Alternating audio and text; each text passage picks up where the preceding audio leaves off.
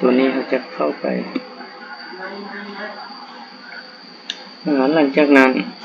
มาคลิกบนแอปนี้เดือน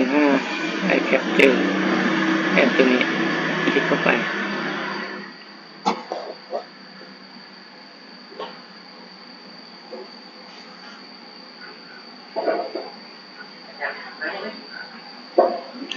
มันจะออกมาแบบนี้ถ้ามาเลือกสุดข้อมูลนี่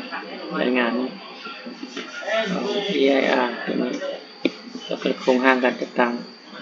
คลิกเข้าในหม้อสุดๆเข้าไปดูเป็นเลือกจากนั้นมาคน5นี่คน5ตัวนี้เอารหัสสุขภาพแล้วก็ตัวนี้มันพิมพ์รหัส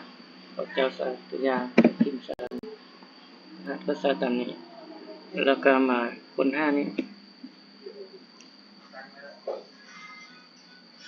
มันจะออกมานี่อนุซ่อนเพชรสายคลิกเข้าไปจะออกมาแบบนี้ตัวอย่างผู้นี้